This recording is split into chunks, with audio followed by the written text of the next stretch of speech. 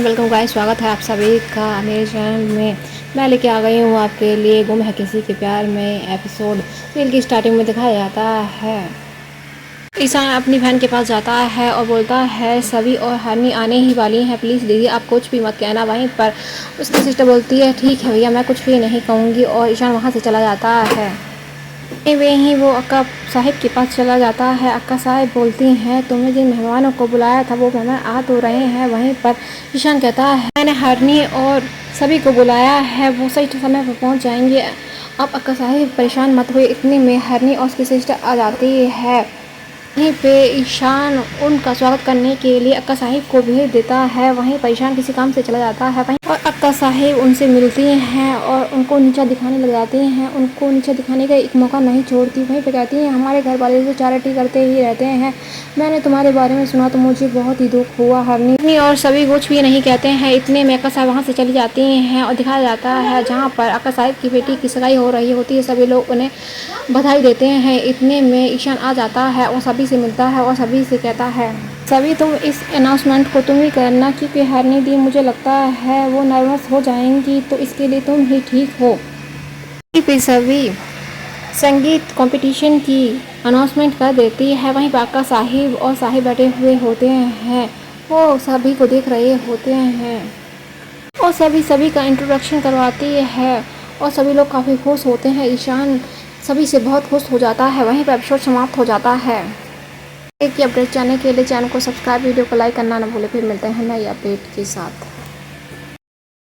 मीरा को जो कि रो रही होती है, वहीं पर वो अपनी माँ को बताती है कि माँ आपको क्या लगता है अभी मैं विद्या को माफ़ कर दूँ? सारी बातों सुनने के बाद भी आपको ये लगता है कि मैं विद्या को माफ़ कर दूँगी, तो ऐसा नहीं होने वाला है। वहीं पर मीरा को गोपिका भी समझाती है और कहती है बेटा एक हादसा है, तुम तो अपनी बहन को जानती हो, वो कभी भी तुम्हारे साथ बुरा नहीं कर सकती है, तो तुम कैसे सोच सकती हो कि विद्या तुम्हारे बच्चे को मार सकती है। वहीं पर मीरा किसी की भी नहीं सुनती है और कहती है इसने ही मेरे बच्चे को मारा, मेरी खुशियों को छीना है। विद्या रोने लग जाती है।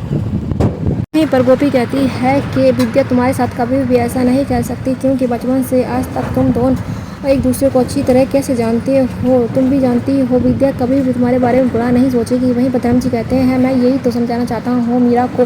वहीं पर मीरा कहती है आप तो चुप ही रही धर्म जी, आपसे तो बात करनी ही बेकार है। वहीं पर गोपी कहती है इस तरह से बात नहीं करते अपने पति से, क्या तुम अपने संस्कार भूल गई हो मीरा?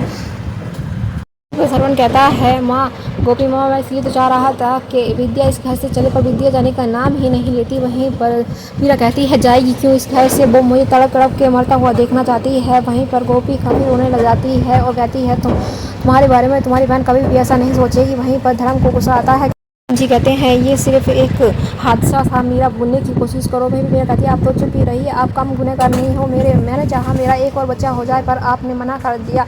आप नहीं जानती माँ, ये भी नहीं चाहते कि मेरी ज़िंदगी में खुशियाँ आए। वहीं पर बैठ कर रोने लग जाती है। वहीं पर गोपी कहती है बेटा शांत होने की कोशिश करो, बेटा सब कुछ भूलने की कोशिश करो, जो हो गया भूल जाओ बेटा, अपने आप को दुखी मत करो। वहीं पर मीरा रोने लग जाती है और कहती है माँ मैं कैसे भूल जाऊँ, मेरी ज़िंदगी में थोड़ी बहुत खुशियाँ थी वो भी चली गई, अब मुझे नहीं लगता मेरी ज़िंदगी में कभी खुशियाँ आएगी। पर गोपी मीरा को चुप करवाने की सोचती है किस तरह से मैं विद्या और मीरा के बीच की दूरियों को कम करूं। वहीं पर वो सोचने लग जाती है ऐसा मैं होती तुम्हारे इस समय में तो मैं तुम्हें कुछ भी नहीं होने देती, मैं अपने बच्चों की गुनहगार हूँ, उस समय में मैं तुम्हारे साथ नहीं थी मीरा। वहीं पर नैना होती है, वो कहने लगाती है इस दुख को तो वही समझ सकता है जिसके साथ ये घटना हुई हो। वहीं पर गोपी नैना को डांटती है और कहती है मैं दोनों बहनों के बीच सुलह करवाने की सोच रही हूँ, तुम हो के आग लगाई जा रही हो। वहीं पर मीरा भी गुस्सा दोबारा हो जाती है और सोचने लग जाती है माँ को तो मेरी पड़ी ही नहीं है। वहीं पर नैना दोबारा आग लगा चुकी होती है उन दोनों की ज़िंदगी में और कहती है इस दुख को तो वही समझ सकता है जिसकी ज़िंदगी में ऐसी घटना हुई हो, जिसने दुख को झेला हो। तो विद्या रोने लग जाती है और कहती है दीदी मैंने तो हमेशा ही चाहा आपकी ज़िंदगी में खुशियाँ भरी रहें, जब आपकी डिलीवरी का समय था तो मैंने चाहा कि आपकी ज़िंदगी में कभी दुखी ना हो। मैंने हर समय आपकी रक्षा करने की कोशिश की, पर मैं असफल हो गई। आपकी अब की गोद भरने से पहले ही चढ़ गई। वहीं पर मीरा को गुस्सा आती है और कहती है तुम कभी चाहोगी ही नहीं मेरी ज़िंदगी में खुशियाँ आए। वहीं पर दोनों में फिर से लड़ाई झगड़ा शुरू हो जाता है। वहीं पर गोपी चुप करवाती है और कहती है तुम दोनों लड़ो मत, अभी मैं जिंदा बैठी हूँ। तुम दोनों का फैसला करने के लिए इतना हक तो रखती हूँ। तुम दोनों में से कोई भी गलती करे तुम दोनों की पिटाई कर सकूँ और दोनों को एक एक थप्पड़ लगा। वहीं पर गोपी की बात नहीं सुनती मीरा। वहीं पर गोपी कहती है मैंने तुम्हें कितना प्यार से समझाया पर तुम्हें कुछ भी समझ में नहीं आ रहा है कि क्या चाहती हो तुम। तुम्हारी बहन ने तुमसे इतनी माफ़ी मांग ली, तुम हद से ही ज़्यादा बढ़ रही हो मीरा। अब तुम्हें उसे माफ़ कर देना चाहिए। उसकी कोई गलती नहीं थी, वो सिर्फ एक हादसा था तुम्हारे साथ। उसने जानबूझ के कुछ भी नहीं किया है, ना ही तुम्हारे बच्चे को मारा है। तुम्हें क्यों लगता है कि उसने तुम्हारे बच्चे को मारा है? तुम्हें क्या लगता है विद्या कभी ऐसा काम कर सकती है? वहीं भद्रम जी कहते हैं कि हाँ बिल्कुल गोपी जी आप बिल्कुल ठीक कह रही हैं। मैं इतने सालों से मीरा को वही समझाने की कोशिश कर रहा हूँ पर ये समझने का नाम ही नहीं ले रही है। हम भी मीरा को समझा समझा कर थक गए हैं पर इसके समझ में कुछ भी नहीं आता है। अभी मीरा बोल पड़ती है और कहती है जब तक मैं जिंदा हूँ इस घर में हूँ तो विद्या को चैन की सांस ना लेने दूंगी। जैसे उसने मेरी लाइफ में बर्बादी की है वैसे ही मैं उसे कभी भी खुशियाँ नहीं आने दूंगी उसकी ज़िंदगी में। वहीं पर वो कह देती है विद्या से। वहीं पर गोपी कहती है कि तुम ऐसा कभी नहीं करोगी मीरा। वहीं पर वो कहती है इस घर में जिंदा हूँ विद्या चैन की सांस नहीं ले सकती है। ये सुनकर श्रवण के तो होश ही उड़ जाते हैं।